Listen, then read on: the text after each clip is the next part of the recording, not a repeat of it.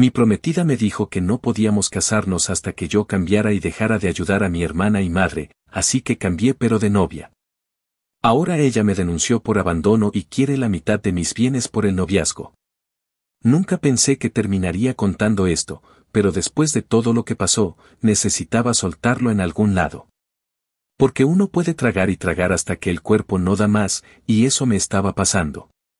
Todo el mundo alrededor seguía con sus vidas, con sus bodas de Pinterest y relaciones que parecían sacadas de comerciales de seguros, mientras yo estaba metido en un tornado de mierda emocional que nadie más parecía ver. Y lo más jodido es que ni siquiera fue un accidente. Ella lo planeó.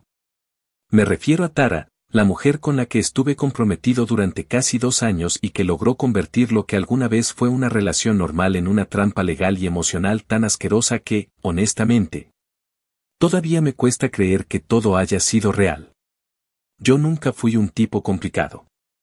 Nací y crecí en Nueva Jersey, donde las cosas se dicen como son, se trabaja duro y se sobrevive como se puede. Cuando mi viejo se largó de casa con una mina 20 años menor y dejó a mi mamá con una deuda de mierda y una casa que se caía a pedazos, no hubo tiempo para hacer dramas. Tuve que hacerme cargo de todo siendo todavía un mocoso que apenas había terminado la high school. Dejé la idea de irme a estudiar mecánica en Carolina y empecé a trabajar de ayudante en un taller local, donde terminé quedándome más de lo que debía. Con el tiempo, me puse mi propio negocio, una pequeña empresa de mecánica móvil con la que no me hago rico pero vivo bien y me permite ayudar a mi mamá con la renta y a mi hermana con la universidad. No tengo lujos, pero tengo lo que hace falta para dormir tranquilo. Ahí fue donde apareció Tara. La conocí por una clienta que nos conectó durante una reunión de esos grupos de emprendedores locales, y desde el primer momento me hizo sentir que alguien me veía de verdad. Era bonita, hablaba con seguridad y tenía ese aire de que todo en su vida estaba perfectamente controlado. Se dedicaba al marketing digital y tenía una boutique en línea que vendía cosas que yo ni entiendo, pero que al parecer le daban para pagar un alquiler en Hoboken ni un Tesla. Al principio era simpática, comprensiva con mi situación y hasta se mostraba solidaria cuando le contaba lo de mi familia. Me acuerdo que una vez me dijo, «Tú eres de los buenos, amor. No hay muchos como tú». Y yo, como idiota, me lo creí. Porque cuando alguien por fin te dice que no estás solo, te aferras a esa voz aunque venga disfrazada de algo que después te va a joder el alma. Empezamos a salir, nos hicimos pareja oficial al poco tiempo, y cuando cumplimos 1 año de relación, decidimos vivir juntos. Yo tenía un pequeño apartamento que me dejó un tío en una zona no tan linda, pero estaba pagado y tenía lo básico. Tara propuso que nos mudáramos a un lugar mejor, algo más acorde a nuestras metas como pareja, y yo, como estaba embobado, acepté sin medir consecuencias. Alquilamos un departamento más grande, moderno, caro, al que yo tuve que cubrirle la mitad aunque ella insistía en que todo se compensaba con los gastos que ella cubría por su cuenta. Y ahí empezó todo. Porque con el tiempo, lo que eran pequeños comentarios se convirtieron en frases venenosas soltadas con una sonrisa. Primero fueron cosas como tu mamá debería buscarse un trabajo, no, o tu hermana ya es adulta, no debería seguir dependiendo de ti, y luego pasó a yo no quiero una vida donde tu familia sea una mochila que llevamos los dos. Cuando lo hablábamos, yo trataba de explicarle que mi mamá no estaba bien, que su salud no le permitía tener un trabajo estable, que después de lo que le hizo mi viejo no había quedado con muchas opciones. Y lo de mi hermana, bueno, era una pendeja brillante que estaba a punto de graduarse con honores y que solo necesitaba un poco de ayuda hasta conseguir una beca. Pero Tara no quería escuchar nada de eso. Cada vez que tocábamos el tema me miraba como si estuviera hablando en chino, como si ayudar a la familia fuera un defecto personal que tenía que erradicar si quería ser el hombre de verdad que ella necesitaba. El punto de quiebre fue una noche, después de una cena donde, irónicamente, mi hermana nos había invitado para agradecer todo lo que habíamos hecho por ella. Esa misma noche, en la cama, Tara se me volteó y me soltó la bomba, que no podía seguir planeando una boda conmigo si yo no estaba dispuesto a cambiar de una vez por todas. Dijo que me amaba, sí, pero que ese amor se estaba transformando en resentimiento porque sentía que yo tenía una familia paralela que siempre iba a estar por encima de ella. Que no se sentía prioridad, que se sentía usada. Y que no era justo. Usó esa palabra como si ella fuera la que tenía que defenderse de mí. Me miró con cara seria y dijo, como si fuera una revelación divina, que no quería casarse con un hombre que vivía atado a su pasado. Que si de verdad la amaba, iba a elegirla a ella por encima de todos. Esa noche no dormí. No porque no pudiera. No dormí porque algo dentro de mí se había roto. Algo que yo mismo no supe explicar al día siguiente, cuando me senté frente al volante y me pregunté qué carajo estaba haciendo con mi vida. Había convertido mis días en una rutina mecánica de mantener contenta a una mujer que no aceptaba que yo fuera leal a los míos. Y lo peor es que ni siquiera me daba cuenta. Estaba tan metido en esa relación, tan empeñado en sostener la imagen de que todo iba bien, que no veía cómo ella había ido moldeando cada parte de mi día a día hasta que yo no era más que una versión diluida de mí mismo. Más cómoda para su agenda de Instagram que real para mi vida. Pero esa noche me prometí algo. No iba a rogar, no iba a explicarme más. Si ella quería que cambiara, iba a cambiar. Pero no como ella esperaba. Porque uno puede cambiar de muchas formas, y la mejor forma que encontré fue cambiar de mujer. Solo que lo hice con una estrategia que ella jamás vio venir. Porque si algo aprendí de todo esto es que las personas que más exigen sacrificios ajenos, son las que menos están dispuestas a ceder una sola mierda cuando se trata de dar algo a cambio. Y esta vez, yo no iba a dejar que se saliera con la suya. Esta vez, era mi turno de decidir. Y no iba a decidir con amor. Iba a decidir con memoria. Con rabia. Con la verdad. Actualización 1. Pasaron casi 3 semanas desde aquella noche en la que Tara me puso entre la espada y la pared con su ultimátum envuelto en perfume de victimismo y frases de autoayuda mal digeridas. Durante esos días no dije nada. No lloré, no peleé, no discutí. Me limité a observar. A callar. A escucharla hablar de flores, de listas de invitados, de si quería menú vegano en la boda o barra libre. Todo eso mientras yo sentía que algo dentro de mí se había secado por completo. Me hablaba como si nada hubiera pasado, como si su amenaza de cancelar todo si no abandonaba a mi familia hubiera sido solo una conversación incómoda que se podía enterrar debajo de los planes de catering y vestidos. Pero no estaba enterrada. Estaba clavada. Y cada palabra suya después de eso era como si me revolvieran la daga con más fuerza. Mientras tanto, yo seguía haciendo mi rutina como si fuera cualquier semana. Me levantaba temprano, revisaba los pedidos de mi taller, respondía mensajes de clientes, y cuando tenía un rato libre, pasaba a ver a mi mamá para dejarle algo de mercado o llevarla a la consulta con el especialista que la ve por su problema de columna. También recogía a mi hermana cuando salía tarde de la biblioteca de la universidad, porque aunque ella insistía en tomar el bus, yo no podía quedarme tranquilo sabiendo que estaba caminando sola a las 9 de la noche por una zona que ya ni segura se siente. Todo eso lo hacía sin decirle nada a Tara. No porque quisiera esconderlo, sino porque ya no me salía justificarlo. ¿Para qué? Si ella misma me había dejado claro que no lo veía como un acto de amor o de lealtad, sino como una prueba de que yo era un hombre débil, dependiente, sin prioridades claras. La ironía es que mientras ella hablaba de compromisos, yo era el único realmente comprometido con algo.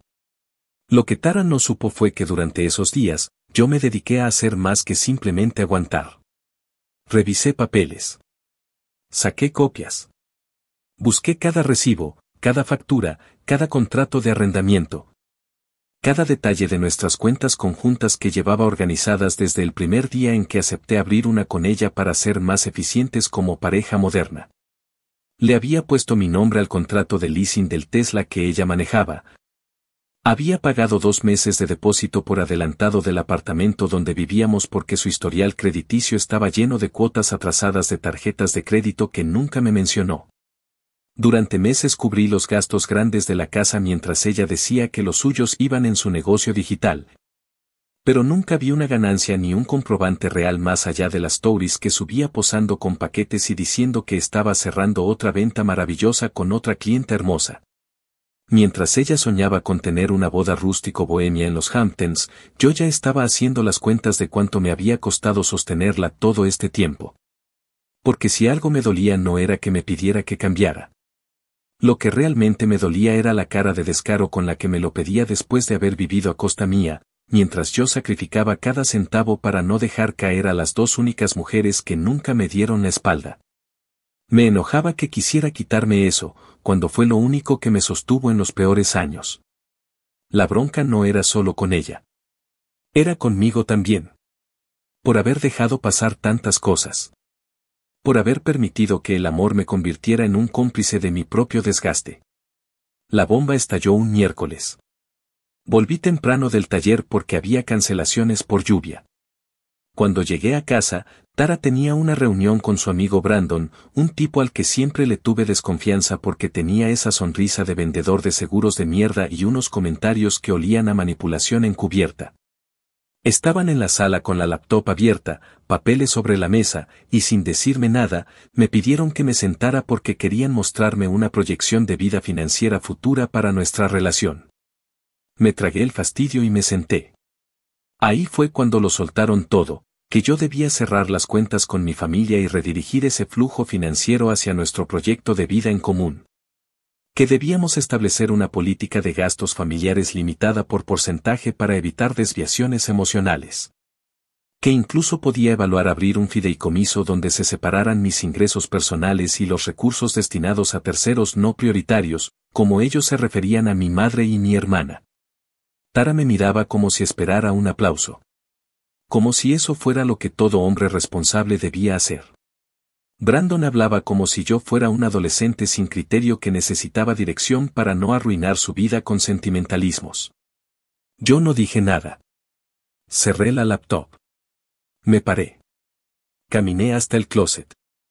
Agarré la caja donde guardaba todas sus cosas, la ropa que se quedaba cuando dormía en casa, las fotos que habíamos mandado a imprimir para decorar el estudio que jamás terminamos de usar, las velas, los libros. Los champús orgánicos que tanto le gustaban. Lo metí todo en silencio, sin decirle una sola palabra. Luego tomé las llaves del Tesla, bajé al garaje, abrí la cajuela y dejé la caja adentro. Cuando volví a subir, me miraron como si yo me hubiera vuelto loco. Entonces lo solté. Le dije que ya había tomado una decisión. Que no iba a dejar a mi mamá ni a mi hermana por nadie. Que no iba a rogar amor ni negociar lealtad. Y que si para casarse conmigo había que hacer ese tipo de sacrificios, entonces ella había elegido al hombre equivocado. Me miró con los ojos llenos de rabia, como si acabara de arruinarle la vida, y solo alcanzó a decir: te vas a arrepentir, te juro que te vas a arrepentir. Yo respondí con la voz más tranquila que he usado en mi vida: más me habría arrepentido si seguía al lado de alguien que me quiere a medias. Esa noche, ella se fue. Y yo, por primera vez en años, dormí como un cabrón que no le debía explicaciones a nadie. Ni disculpas. Ni sumisiones. Porque no estaba rompiendo con una mujer. Estaba liberándome de una sentencia disfrazada de compromiso. Pero lo que no sabía todavía, era que Tara no se iba a ir en silencio. No. Esa mujer no sabe perder. Y cuando alguien así pierde el control, lo que hace es destruir. O al menos intentarlo. Actualización 2. Pasaron 3 meses después de aquella noche en la que cerré la puerta con la caja de Tara adentro del baúl y la conciencia tan limpia como nunca la había sentido. Al principio, me convencí de que lo peor había quedado atrás. La tensión, las exigencias, las amenazas disfrazadas de promesas. Volví a mi rutina sin el peso constante de tener que justificar mis decisiones a alguien que ni siquiera respetaba mi historia. El taller empezó a repuntar porque ya no llegaba agotado mentalmente y empecé a quedarme más tiempo con mi mamá sin que eso generara discusiones o miradas de desaprobación. Con mi hermana incluso pude hablar con calma sobre su último semestre, y hasta le conseguí un contacto que le ofreció una pasantía remunerada. Volví a dormir sin estar midiendo cada centavo. Sin sentirme vigilado.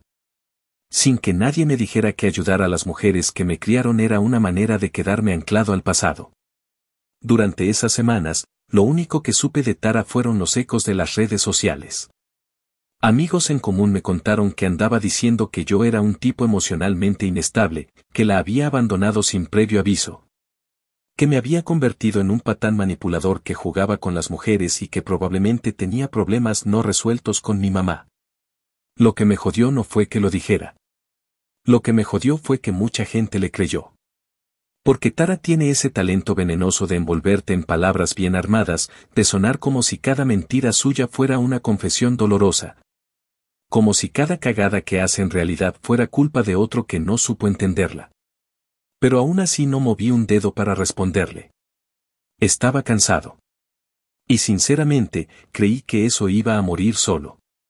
Hasta que un día me llegó una carta certificada con mi nombre mal escrito y el remitente de una firma de abogados que, para mi mala suerte, conocía demasiado bien.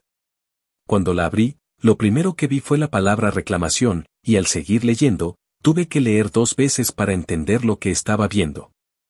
Tara me estaba demandando por lo que su abogado llamaba abandono injustificado de unión prematrimonial. Una expresión sacada del culo que usaban para justificar una solicitud de compensación económica por la ruptura del compromiso. Según ellos, el hecho de haber convivido juntos, de tener bienes y de haber hecho planes de boda, constituía una relación equiparable a un matrimonio de hecho. Y por ende, el cese abrupto de dicha relación, en palabras de su equipo legal, le había provocado un daño emocional y económico irreversible. En términos más claros, Tara quería que yo le pagara por haberla dejado. Literal. Pero no solo eso. En el mismo documento, solicitaba acceso a mis cuentas de ahorro, una revisión patrimonial compartida del tiempo que vivimos juntos, y una compensación por lucro cesante, es decir, por los ingresos que ella supuestamente dejó de generar para dedicarse al proyecto común que habíamos empezado. Lo leí como 5 veces. Y cada vez que lo releía, me costaba más aceptar que la mujer que conocí, esa que una vez me dijo que admiraba mi entrega y mi sentido de familia. Ahora me estaba acusando formalmente de haberla perjudicado por no seguir pagándole la vida. No perdí tiempo. Llamé a Kevin, mi abogado, un irlandés que parece vivir al borde del colapso nervioso pero que es más letal que un Doberman hambriento cuando se le da cuerda. Apenas le conté lo que estaba pasando, lo primero que soltó fue un "me estás jodiendo", y cuando le mandé la documentación, me llamó 5 minutos después con un gruñido seco: "Prepárate, vamos a la guerra". Me pidió todo. Desde los contratos de arrendamiento hasta los recibos de las compras que hice con mi tarjeta mientras vivíamos juntos. Quería cualquier prueba de que ella no había sido ni mantenida, ni víctima, ni nada que se pareciera remotamente a la mierda que decía su abogado. Yo tenía todo guardado. Por suerte o por instinto, había sido meticuloso con los gastos conjuntos desde que noté que Tara jamás rendía cuentas claras. Tenía correos, capturas, estados de cuenta y hasta una hoja de Excel donde iba anotando los pagos recurrentes de la casa y del auto. Lo que al principio había sido una forma de organizarme ahora se convirtió en mi escudo. Las semanas siguientes fueron una pesadilla. Entre el trabajo, las reuniones con Kevin y la constante lluvia de indirectas que Tara publicaba en sus redes, sentí que vivía en un episodio largo de un mal programa de televisión. Y lo peor es que mientras tanto, la percepción pública empezaba a girar en su favor. Ella se mostraba como la mujer traicionada que lo dio todo por amor y que ahora estaba luchando por justicia. Se reunía con otras mujeres en cafés para hablar de sororidad y resiliencia mientras yo trabajaba 12 horas al día para pagarle al abogado que me defendía de esa ridiculez. Pero lo más sucio vino después. Kevin me llamó un día con una expresión que ya conocía, ese silencio que hace cuando tiene que decir algo que le da asco. Me dijo que Tara y su abogado estaban solicitando una medida cautelar para congelar parcialmente mis cuentas hasta que se resolviera la demanda.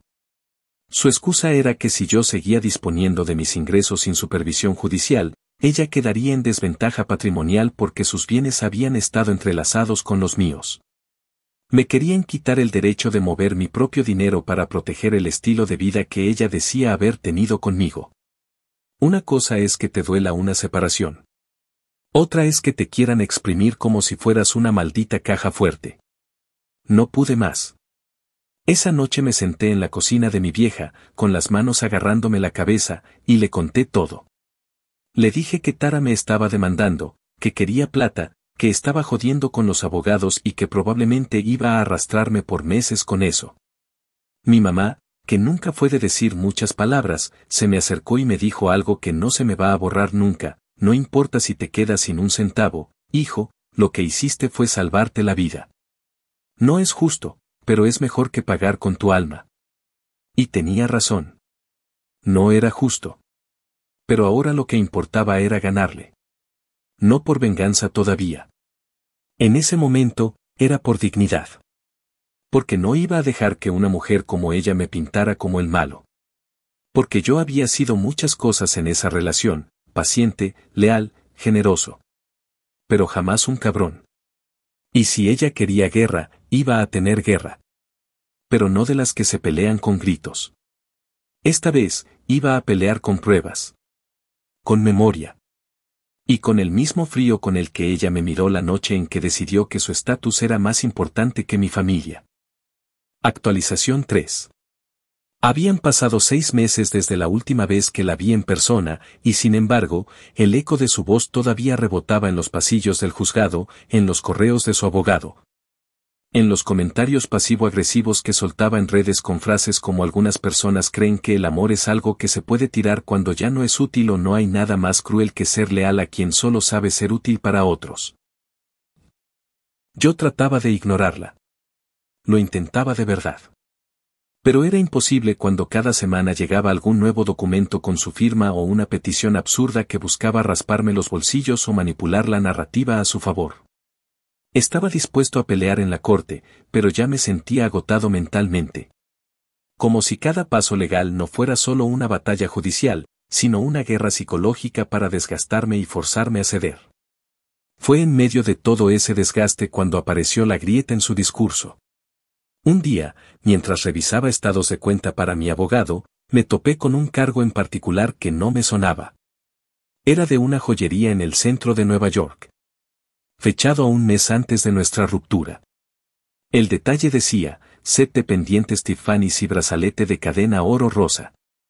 Yo jamás vi ese juego de joyas. Y menos aún lo compré conscientemente. Revisé la tarjeta secundaria que ella usaba, y ahí estaba el cargo. Uno grande. No era nuevo que usara la tarjeta para cosas personales, aunque supuestamente era para emergencias o solo para temas del departamento, pero aquello no tenía explicación. Me entró esa sospecha que uno trata de ignorar al principio, porque el ego no quiere aceptar que además de todo, uno fue estúpidamente engañado.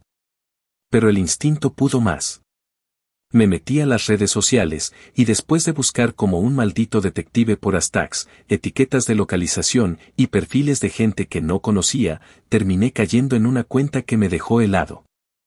Era un tipo llamado Kyle, un entrenador personal que aparentemente vivía en Queens y que tenía una buena colección de selfies en el gimnasio, reels dando consejos para transformar cuerpo y alma, y, lo que más me interesó, una foto en Cancún, en un resort que reconocí al instante porque ella me lo había mencionado meses antes como un lugar soñado para luna de miel.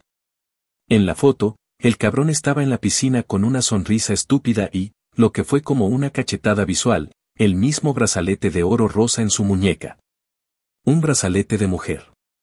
Uno que coincidía con la compra que Tara hizo con mi tarjeta. No conforme con eso, la siguiente imagen era aún peor: ella. En traje de baño, sentada en una reposera junto a él, tomados de la mano, con una descripción que decía: solo los valientes dejan ir lo que no les sirve para encontrar lo que merecen. Fue en ese momento que todo lo que tenía contenido desde que empezó esta mierda se convirtió en rabia pura. Me habían demandado, acusado, perseguido legalmente, y mientras tanto, ella se paseaba con un entrenador de gimnasio que llevaba mi dinero en su muñeca y mis tarjetas en su cartera. Sentí asco. No por ella. Ya ni siquiera la veía como una persona. Sentí asco de mí, por no haber visto esto antes, por haber permitido que jugara conmigo como si fuera su banco personal mientras predicaba sobre valores y prioridades. Cerré la laptop y le mandé todo a Kevin. Capturas, nombres, fechas. Me respondió con un audio seco: con esto, la destrozamos. No exageraba. Kevin preparó una contrademanda por fraude, enriquecimiento ilícito y uso indebido de fondos compartidos. Incluyó cada gasto hecho por ella que no tenía relación con la vida en común, desde compras de ropa, suscripciones premium, viajes, cenas y gastos en cosméticos que ella hacía pasar como productos para su negocio. Armó una carpeta con todo lo que probaba que mientras vivía conmigo y construía este supuesto futuro, ya estaba invirtiendo tiempo y dinero en otra relación a mis espaldas. Lo que más me perturbó fue un correo que encontramos, donde le escribía a su amiga más cercana diciendo, literalmente, que con un poco más de paciencia, lo dejaré y me quedo con lo que necesito. Ya casi tengo todo lo que puedo sacarle sin que se dé cuenta. Lo imprimimos. Lo subrayamos. Lo presentamos en la siguiente audiencia. El día de la preliminar, ella llegó vestida como siempre, con esa elegancia calculada de quien quiere verse como la víctima compuesta, la mujer traicionada que aún sufre. Se sentó con su abogado, fingiendo que no había un rastro de podredumbre detrás de su maquillaje. Cuando el juez pidió a Kevin presentar la respuesta, él se paró, se aclaró la garganta y comenzó a repartir documentos. La sala quedó en silencio. El juez leyó en voz alta partes del correo, luego revisó las copias de las compras, las capturas de pantalla del viaje, y cuando vio las fotos de ella con el nuevo tipo usando el brazalete, frunció el ceño. Entonces miró a su abogado y le preguntó si tenían alguna respuesta o defensa para ese material. El tipo, pálido como la pared del fondo, solo dijo que necesitaba tiempo para revisar la evidencia. Tara no dijo una sola palabra. Ni una. Solo miraba fijamente el piso, con la mandíbula tensa y las uñas clavadas en la carpeta que llevaba entre las manos. El juez decidió que la demanda inicial quedaba parcialmente desestimada hasta que se evaluaran los elementos de fraude presentados por nuestra parte. Dijo que, de comprobarse la intención de beneficiarse económicamente de la relación de forma deshonesta, ella no solo perdería el caso, sino que podría enfrentar consecuencias legales por presentar una reclamación basada en hechos manipulados. Su abogado pidió una prórroga para reorganizar la estrategia. El juez lo concedió, pero dejó claro que no iba a tolerar que se use el sistema judicial para extorsionar a nadie. Cuando salimos de la sala, ella me miró por primera vez desde que todo esto comenzó. No dijo nada. Pero su mirada lo dijo todo. No era tristeza. No era decepción. Era rabia. Rabia de saberse atrapada. De haber jugado tanto con las emociones y el dinero de otros que terminó dejando rastros. Porque si algo tienen las mentiras es que siempre terminan dejando migajas. Y esta vez, la que se estaba devorando su propio cuento era ella. Afuera, encendí un cigarro, el primero que fumaba en meses, y mientras Kevin hablaba con uno de sus asistentes, yo solo pensé en lo que vendría. Porque esto ya no era solo defenderme. Ahora sí era personal. Ahora sí era venganza. Y lo mejor de todo es que no necesitaba inventar nada. Solo tenía que dejar que la verdad hiciera su trabajo. Y si había algo que yo había aprendido en todos estos meses de mierda, era que la verdad, cuando por fin aparece, no pide permiso. Aplasta.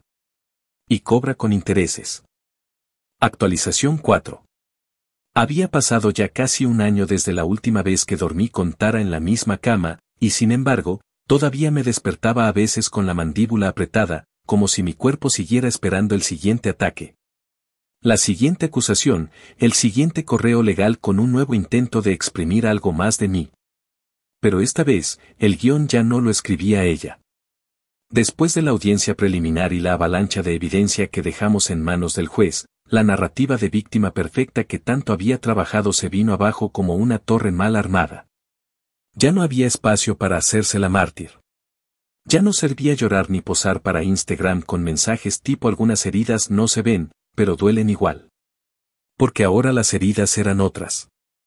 Eran las que ella misma se había causado, y que se le estaban abriendo en plena sala judicial mientras su abogado rogaba más tiempo cada vez que se agregaba otra prueba más a la carpeta. En esos meses que siguieron, la investigación patrimonial que el juez había autorizado reveló aún más basura debajo de la alfombra. Resultó que Tara había usado mis tarjetas para costear no solo los viajes con su nuevo novio, sino también parte del stock de productos para su tienda online. donde vendía artículos de moda que promocionaba como Handmade with Love, pero que compraba a granel por AliExpress.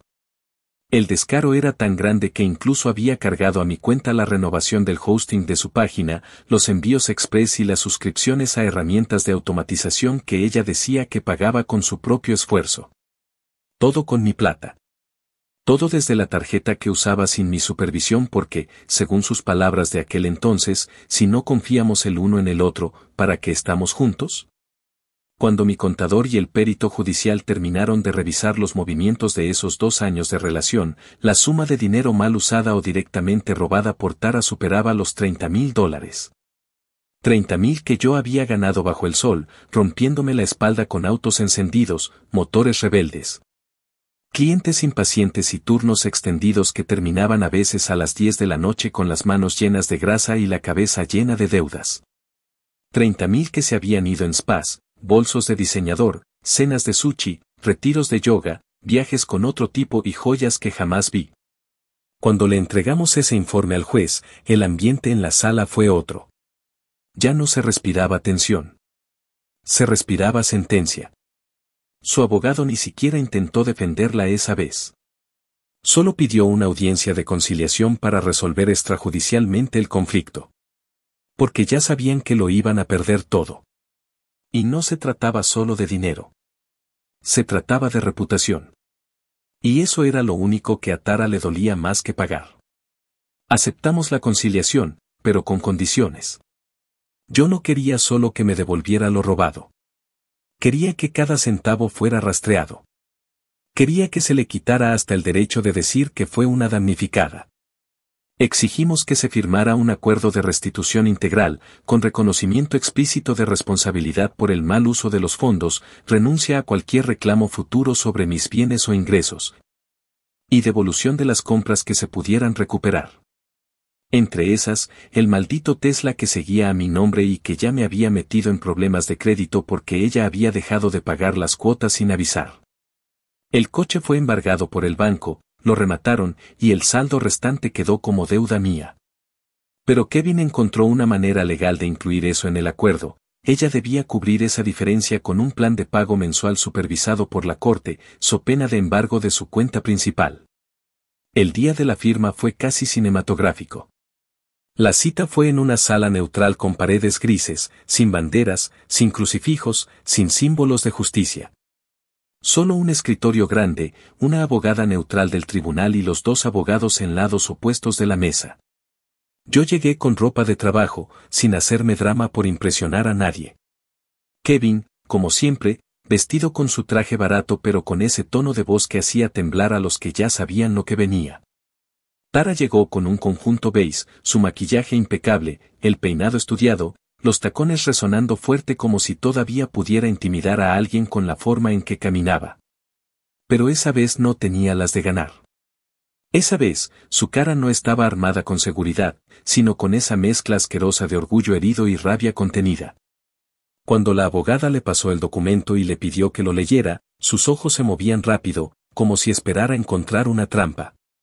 Cuando llegó a la parte que decía acepta devolver la totalidad de los fondos indebidamente usados, así como hacerse responsable de las consecuencias económicas derivadas del fraude comprobado, me miró directo. Con una sonrisa tensa, como de serpiente que ya sabe que la aplastaron pero igual quiere morder. No dijo nada. Solo firmó. 2 veces. Luego se levantó sin saludar a nadie y se fue dejando las sillas mal puestas y el aire con olor a su perfume caro. Yo me quedé en silencio. No sentí alivio. No sentí victoria. Sentí algo mejor. Sentí justicia. No fue gritarle en la cara, no fue escracharla públicamente ni destruir su reputación en redes, aunque merecía todo eso y más. Fue verla firmar su derrota con una pluma que no podía devolver el daño, pero que al menos reconocía lo que había hecho. Salí del edificio con Kevin y esa misma tarde, sin decirle nada a nadie, pasé por la oficina de mi madre, la llevé a su restaurante favorito y le conté que, por fin, había terminado. Que no habría más demandas, ni juicios, ni reclamos. Que todo lo que me sacaron, me lo iban a devolver. Ella no dijo mucho. Solo me agarró la mano, como cuando era chico y me quedaba dormido en el asiento trasero del auto. Y con ese gesto, supe que todo había valido la pena. Y si pensaban que hasta ahí llegaba la historia, no. Porque lo mejor, como siempre, vino después. Y no fue planificado. Fue el resultado de haber hecho lo correcto, incluso cuando me hicieron mierda por eso. Porque el tiempo, cuando se alinea con la verdad, termina dándote cosas que ni imaginabas. Como una nueva relación que no se construyó sobre apariencias, sino sobre lo que quedó en pie después del huracán. Pero eso lo cuento en la siguiente parte. Porque aún faltaba el último acto. Y no iba a ser silencioso. Actualización final. 1 año y medio después de que todo comenzó, cuando ya no quedaba nada de lo que alguna vez fue esa relación, ni emocional ni legalmente. Me encontraba parado frente al taller con una taza de café en la mano y el teléfono sonando con notificaciones que ya no me alteraban el ritmo del corazón.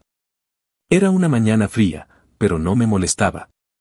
El negocio marchaba bien, mejor que nunca, y había logrado algo que no mucha gente en mi lugar consigue, sobrevivir a una relación destructiva, a una batalla judicial, y salir del otro lado sin deberle ni una excusa a nadie.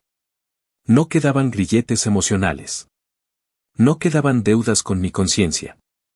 Lo que sí quedaba era una historia que la vida se encargó de cerrar a su manera, con un broche de oro que ni yo habría podido imaginar. Después del acuerdo de conciliación, Tara desapareció del mapa. Su perfil de Instagram pasó de fotos color pastel con frases inspiracionales a imágenes oscuras con títulos crípticos, como si estuviera intentando reinventarse como mujer empoderada en medio de su propia ruina. El novio con el que se había fugado, ese tal Kyle, la dejó apenas terminó de exprimirse lo último que quedaba de su narrativa de mujer rota. Y por lo que supe por terceros, él se largó con otra clienta del gimnasio y dejó a Tara con un apartamento alquilado en Queens, sin coche, con una deuda encima y con un rastro de amistades cada vez más reducidas. Las personas a su alrededor se cansaron de su necesidad constante de atención, de su negatividad, de su odio disimulado detrás de discursos de empoderamiento barato. Por mi parte, después de pagar los últimos honorarios de Kevin y cerrar ese capítulo en los archivos del tribunal, decidí invertir lo poco que me había quedado en ampliar el taller. Compré una grúa usada, contraté a 2 empleados fijos, uno de ellos un veterano del ejército que nadie quería contratar porque tenía un brazo limitado por una herida vieja, y el otro. Un chico recién salido de una correccional juvenil al que nadie le daba una segunda oportunidad. Me propuse hacer con mi negocio algo más que una fuente de ingresos. Quería que fuera algo que no necesitara justificarle a nadie, algo que estuviera construido por mí, para mí, y que nadie más pudiera reclamar ni pisotear. Cada herramienta, cada tornillo, cada cliente nuevo que llegaba, eran recordatorios de que sí se podía volver a empezar. De que uno no tiene que quedarse a vivir donde lo trataron como opción. Fue en medio de ese proceso que Mandy apareció en mi vida de una forma distinta. Ella había sido clienta desde hacía tiempo, incluso cuando yo aún estaba con Tara. Siempre fue amable, con una risa fácil y una forma de hablar que no necesitaba adornos para hacerse entender.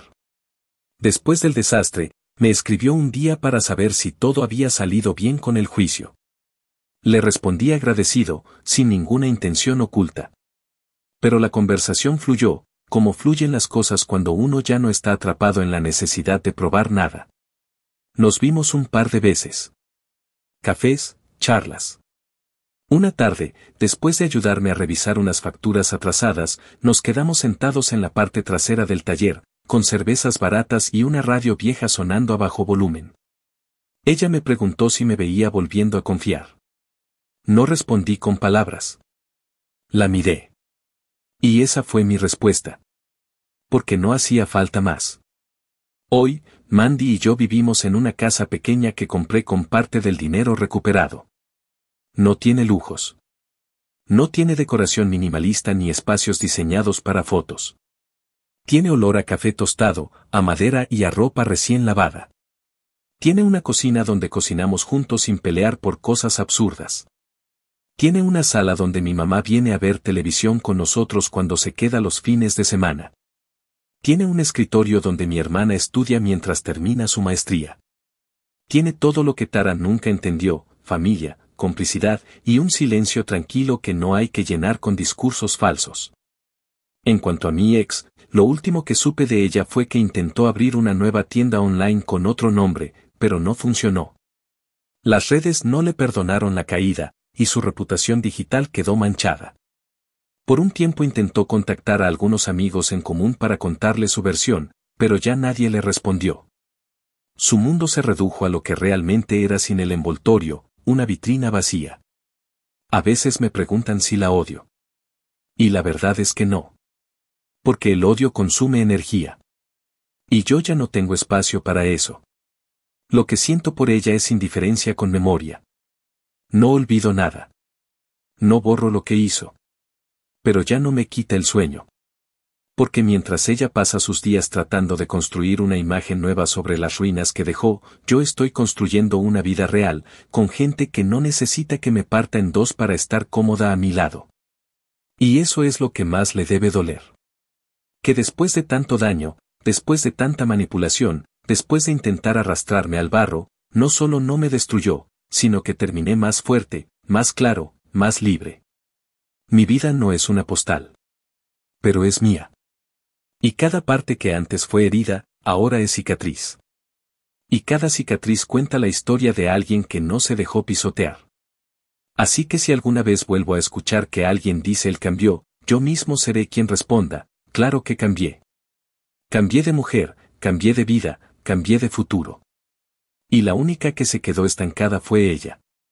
Porque hay algo que nunca va a entender, cuando uno apuesta todo por destruir al otro, tiene que estar preparado para ver cómo ese otro se reconstruye delante de todos, sin necesidad de volver a tocar el pasado.